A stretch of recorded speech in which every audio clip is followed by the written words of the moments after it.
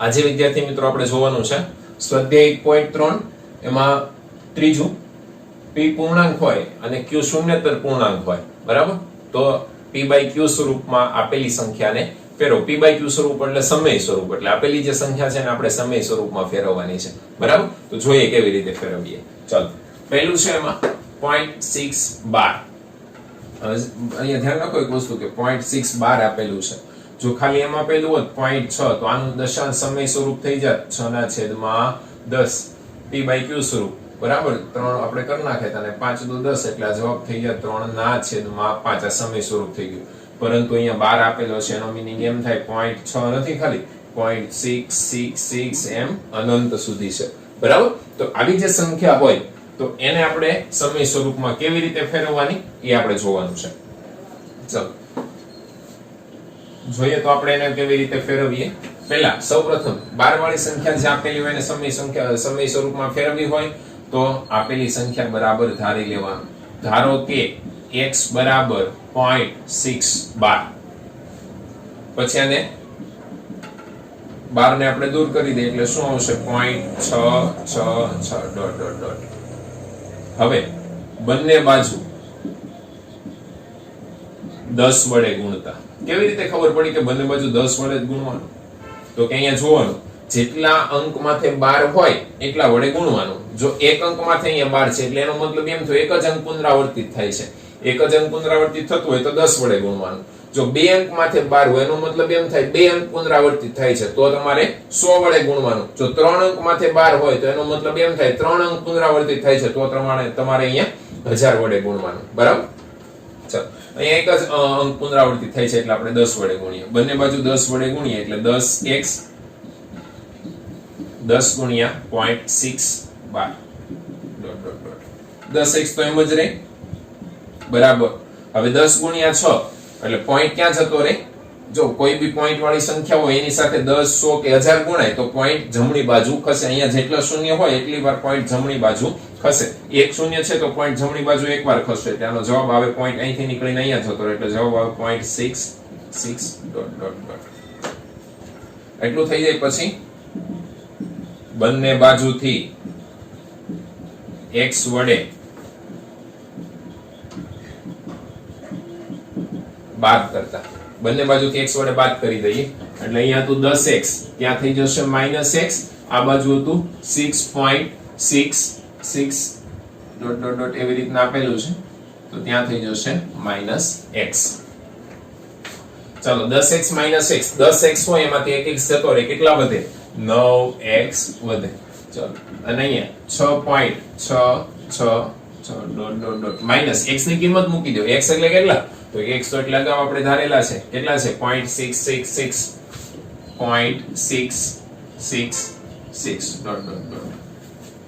9x બરાબર હવે એની બાદબાકી કરવાની છે તો બાદબાકી કેવી રીતે કરવી તો ડાયરેક્ટ તમે આમ લખી શકો કે 6.66 ... અને પછી અહીંયા 0.66 બાદબાકી કરવાની 6 માંથી 6 જાય 0 0 0 અને 0 પોઈન્ટ 6 માંથી 0 જાય 6 તો વધે કેટલા 6.0 બરાબર તો અહીંયા આપણે લખી દઈએ 6.0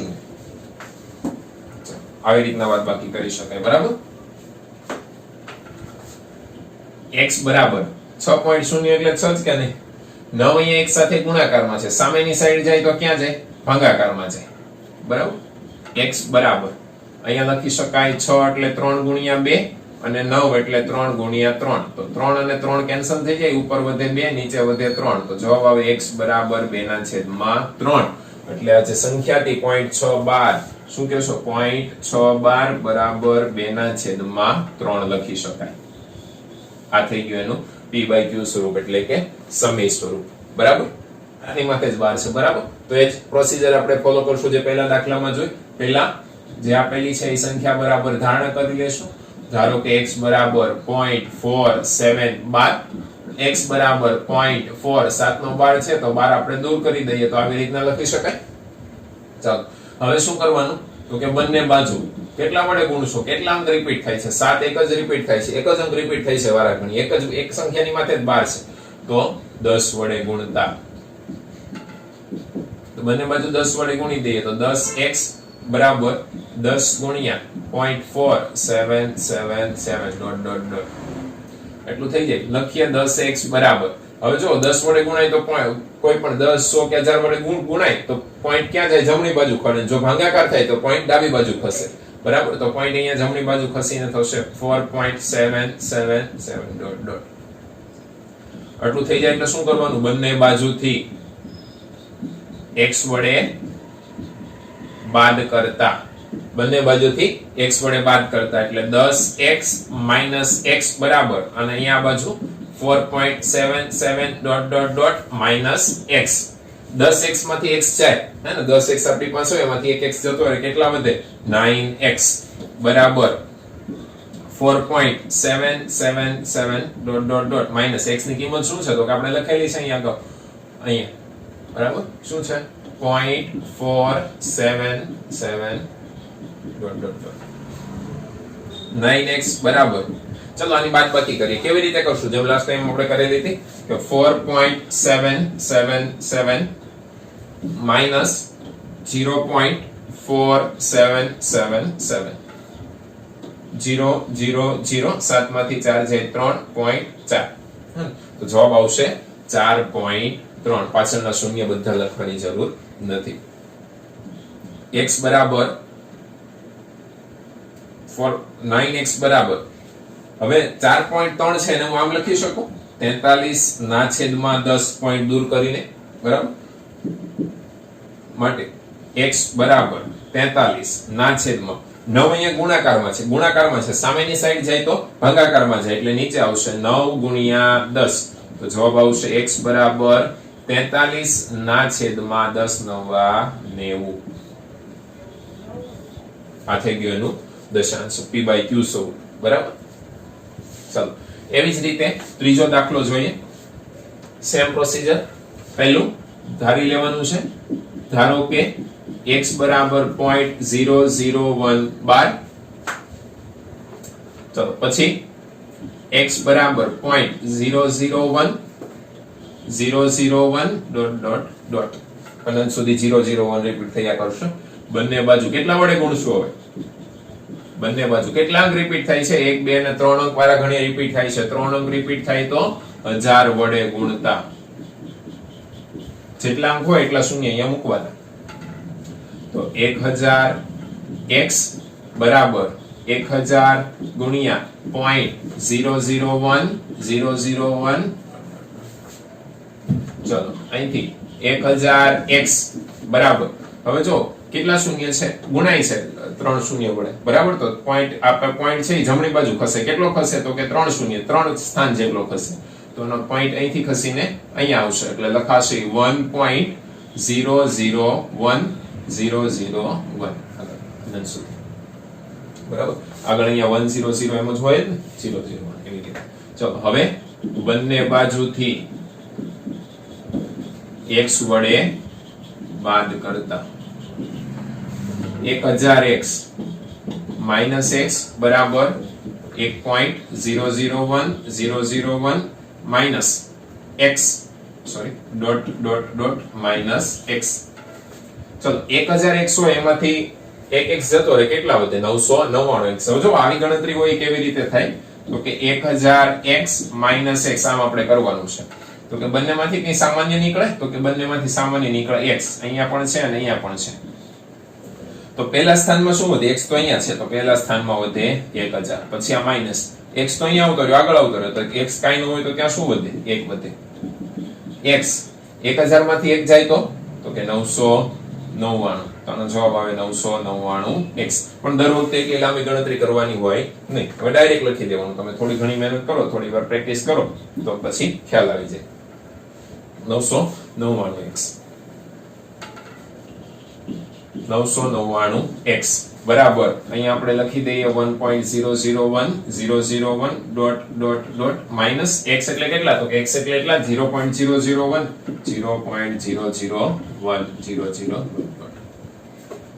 999x બરાબર બાદબાકી કરીએ આની. ચલો 1.001 માઈનસ અહીંયા કેટલું છે? 0.001 0 0 0 0.1 માંથી 0 જાય એટલે 1, તો 1.0 જવાબ આવે. ચલો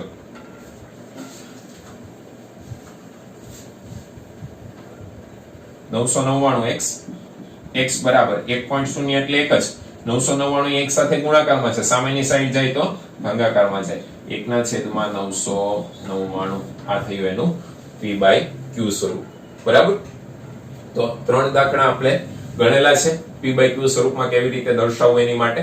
બરાબર, એવી જ રીતે તમને ઉદાહરણ 6, 7, 8 અને 9 બરાબર આ રીત ઉપરથી છે.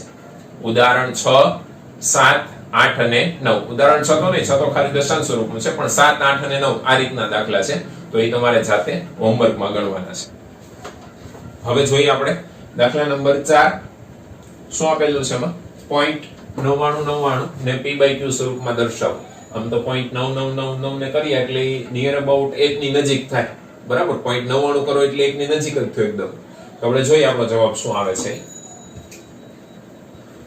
કેવી રીતે કરશું એ જ આપણે જે રીતે આપણી પ્રોસિજર હતી. ધારો કે પેલા જે આપેલી સંખ્યા છે એની બરાબર ધારી લઈએ.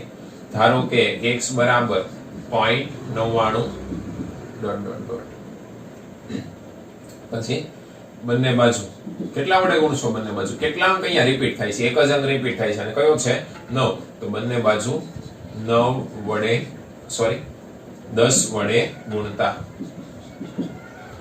10x અને આ બાજુ 10 ગુણ્યા 0.99 10x 10 વડે ગુણો એટલે પોઈન્ટ જમણી બાજુ ખસે, જેટલા શૂન્ય હોય. એક શૂન્ય છે તો પોઈન્ટ જમણી બાજુ એક સ્થાન ખસે એટલે આવશે 9.99. બંને બાજુથી x બાદ કરતા ચલો બંને બાજુથી x બાદ કરીએ તો કઈ રીતે લખાય? 10x - x બરાબર 9.99 - x. 10x માંથી x જાય તો કેટલા વધે? 9x. કેવી રીતે 9x આવે અહીંયા ગણતરી કરીને આપણે જોયેલું છે. 9.99 માઈનસ x એટલે કેટલી? x ની કિંમત શું છે? h છે 0.99 9x બરાબર શું આવશે? આનો જવાબ બાદબાકી કરીને આપણે જેમ કરીએ છીએ બાદબાકી એમ કરીએ તો આનો જવાબ આપણને ખ્યાલ આવશે. કેટલો આવશે? 9, કારણ કે પોઈન્ટ પછીની જે સંખ્યા છે એ બાદ થઈ જશે. 9 x બરાબર અહીંયા તો 9 હતા જ, આ જે 9 છે એ નીચે જાય ભાગાકારમાં, તો 9 અને 9 કેન્સલ થઈ જાય. તો જવાબ શું આવે? x બરાબર 1. 0.99 એટલે કેટલો છે? 1 ની એકદમ જ નજીકનો સંખ્યા છે એટલે 1 બરાબર જ ગણી શકાય. બરાબર, તો જવાબ આવશે x બરાબર 1. તો 0.9999 નું p/q સ્વરૂપ 1/1 નિયર અબાઉટ લઈ શકાય, એકદમ નજીક. ચાલો દાખલા નંબર 6. p અને q ને એક સિવાય કોઈ સામાન્ય અવયવ ન હોય તથા જેની દશાંશ અભિવ્યક્તિ શાંત હોય, બરાબર, શાંત દશાંશ અભિવ્યક્તિ હોય તેવા p/q સ્વરૂપના સમય સંખ્યાના ઉદાહરણ લો. કેવા ઉદાહરણ લેવાના છે? પહેલું તો દશાંશ અભિવ્યક્તિ શાંત હોવી જોઈએ. શાંત દશાંશ અભિવ્યક્તિ એવા ઉદાહરણ લેવાના છે. અને બીજું, એક સિવાય કોઈ સામાન્ય અવયવ ન હોય. એટલે શું? એક સિવાય કોઈ સામાન્ય અવયવ એટલે શું? 1/2 તો બંનેનો સામાન્ય અવયવ કયો? 1 થઈ ગયો. કેમ? તો કે 1 એટલે 1 ગુણ્યા 1 અને 2 એટલે 2 ગુણ્યા 1, તો બંનેમાં એક સામાન્ય છે. હું 3/9 લઉં તો 3 ગુણ્યા 1 અને 9 નો અવયવ થાય 3 ગુણ્યા 3, સોરી 3 × 1 3 અને 3 નો અવયવ થાય 9, 3 તેરી 9. બરાબર, તો 3 બંનેમાં સામાન્ય છે. તો આ નહીં ચાલે, મારે કેવું લેવું પડશે? 3/9. 3/9 પણ કેવી રીતે લઈ શકાય? 3 તેરી 9 ભાગ ઉડાડી એટલે 1/3. બરાબર, ચાલો તો પછી બીજું, શાંત દશાંશ અભિવ્યક્તિ હોય ને એવા જ ઉદાહરણ લેવાના છે. તો જોઈએ કેવી રીતે આવશે. બરાબર, પહેલું હું લઉં છું 1/2. 1/2 એટલે કેટલું થશે? તો કે બંને 1/2 એની દશાંશ અભિવ્યક્તિ લખી નાખીએ. દશાંશ અભિવ્યક્તિ એટલે કેટલા થાય? 1/2 એટલે 0.5.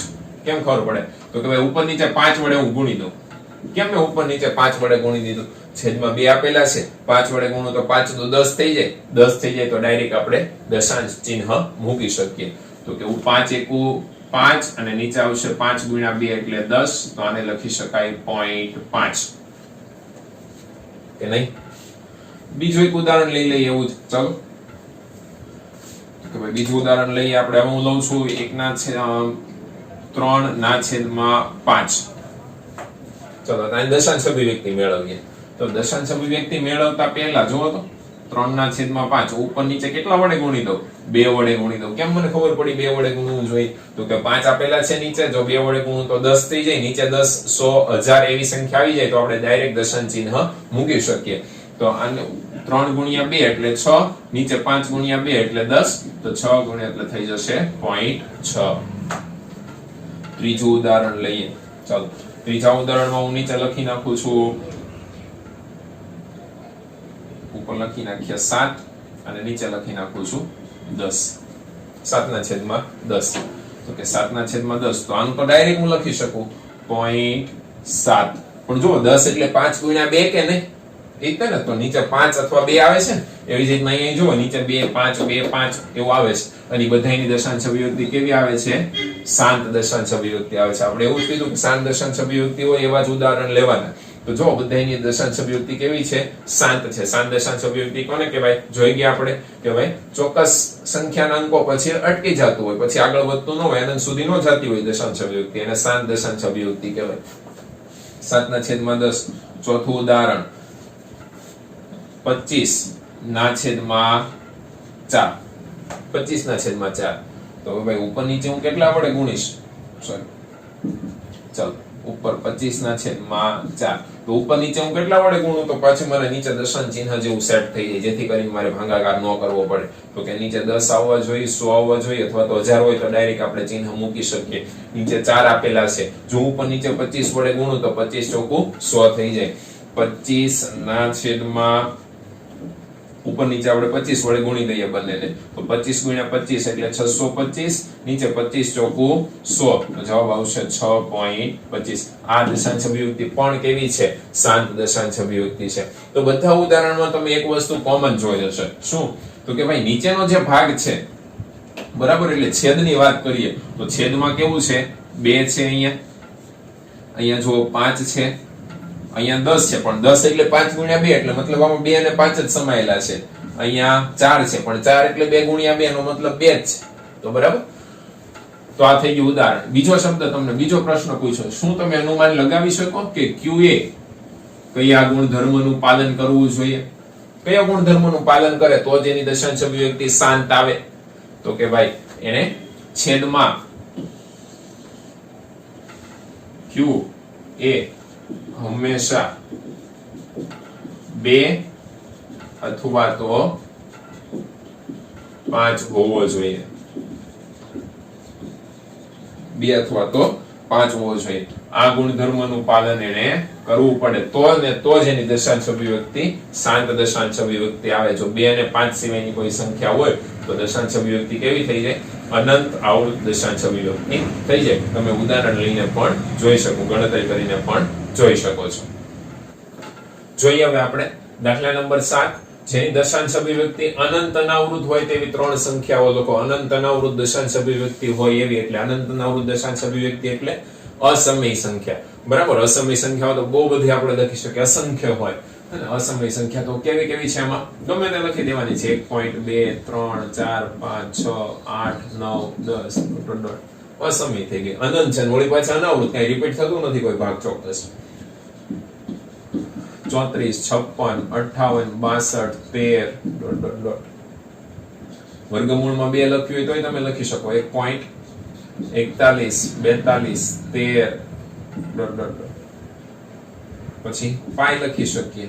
3.14 15 92 65 સમથિંગ. બહુ બધી અસંખ્ય આવે એમ અસમય સંખ્યાઓ લખી શકાય. એની માટે કોઈ રેસ્ટ્રિક્શન, કોઈ નિયમનું તમારે પાલન કરવાનું છે નહીં. હા, ખાલી અનંત શાંત દશાંશ અભિવ્યક્તિ નહીં લખવાની. પછી હું અહીંયાથી જો આ ડેશ કાઢી નાખું તો આ કેવી થઈ ગઈ?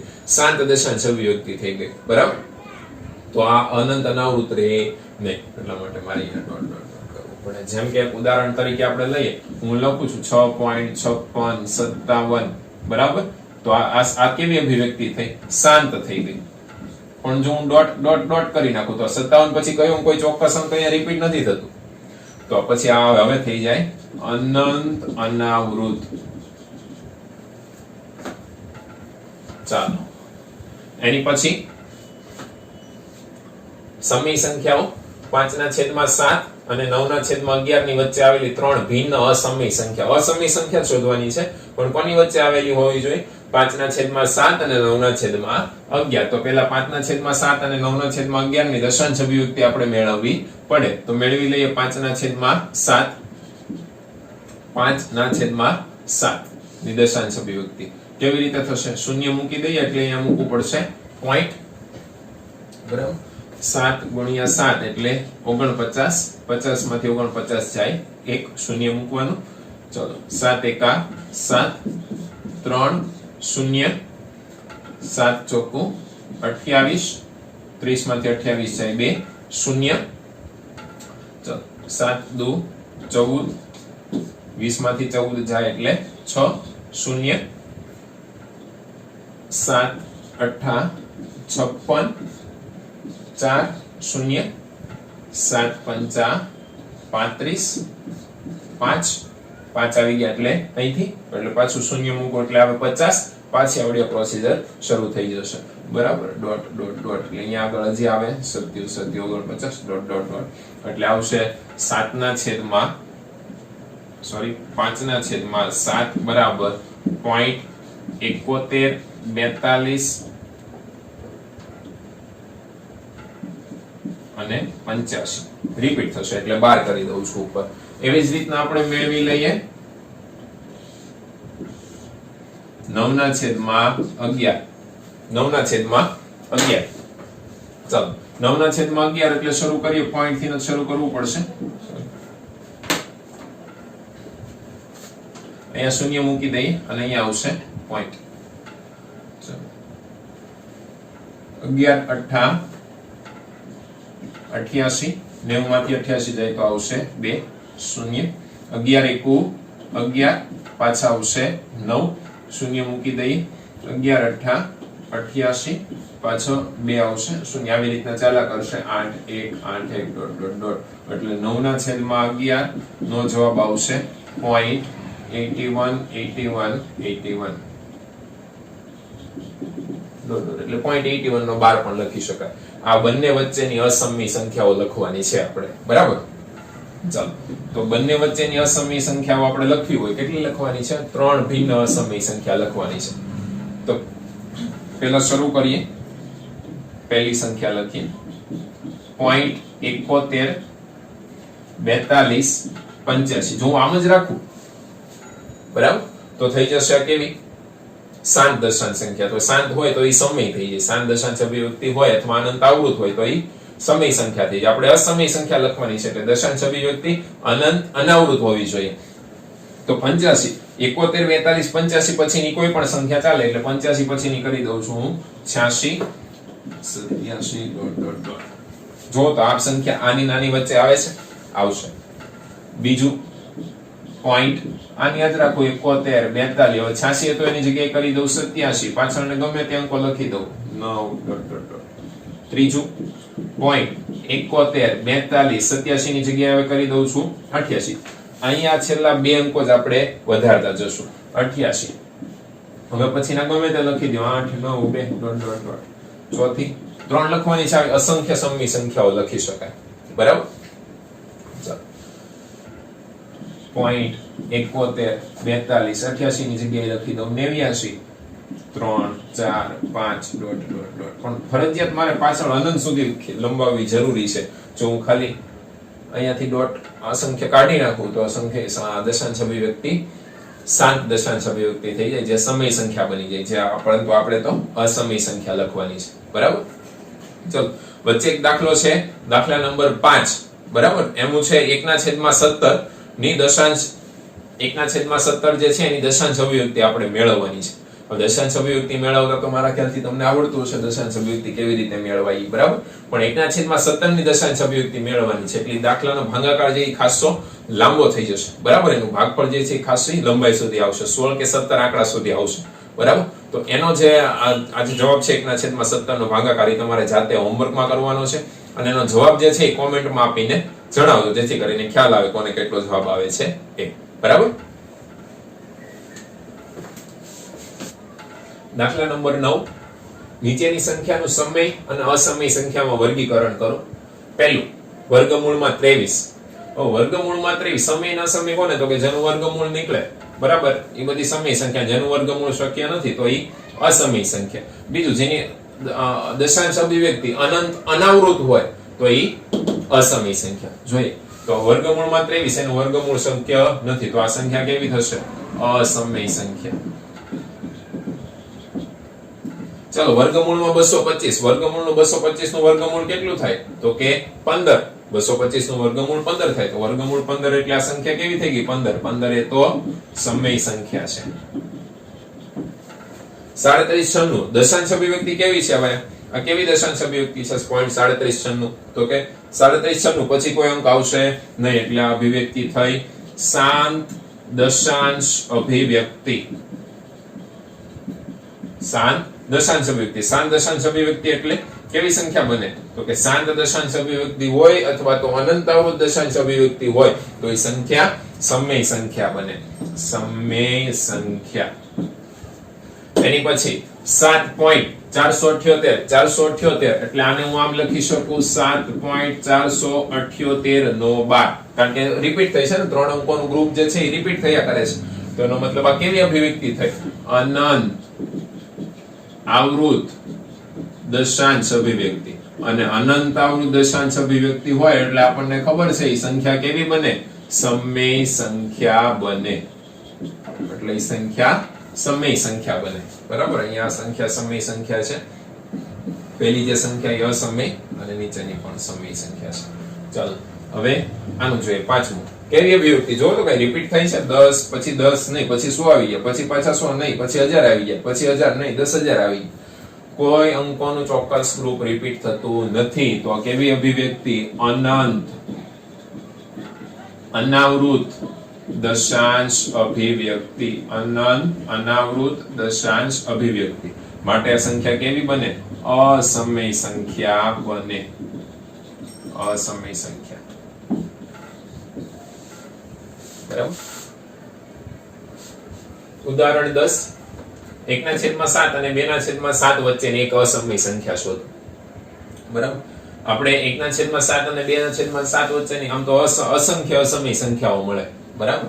પણ આપણે જોઈ ગયા છીએ પેલા કે ભાઈ પેલા દશાંશ અભિવ્યક્તિ મેળવી લઈએ. 1/7 ની થાય 0.142857 એમ તો ભાગાકાર કરવો પડે પણ આપણે અમુક દાખલામાં બહુ બધી વાર આનો યુઝ કરેલો છે, બરાબર. એટલે ડાયરેક્ટ લખી દઈએ છીએ 2/7 એટલે 0.2857 નો 12, બરાબર. છેલ્લા બે આંકડા લઈ લો એની વચ્ચેની કોઈ પણ સમય સંખ્યા કોઈ પણ સંખ્યા લખી નાખો, એ સમય જ હોય. જેમ કે હું લખી નાખું છું પોઈન્ટ, આ લઈ લઉં છું 0.1428. 57 પછીની લઈએ 57 એટલે 58 થી શરૂ કરીએ. પાછળના ગમે તે આંકડા લખી નાખો 2 3 4 5 6. એવું તમને ડાઉટ લાગે તો જોઈ લેવાનું કે આ સંખ્યા છે આ બેની વચ્ચે જ આવે છે કે અને બહાર નીકળી જાય છે કે ઉપર જતી રહી છે. થઈ ગયું. આવી અસંખ્ય લખી શકે આપણે એક જ હજી આપણે 2 3 લખી નાખીએ. ચાલો પોઈન્ટ આ 57 પછી 58 લખ્યું તો અહીંયા હવે 59 લખી નાખીએ. 14 28 59 2 3 4 7 ... આવી અસંખ્ય સમય સંખ્યાઓ લખી શકાય, બરાબર.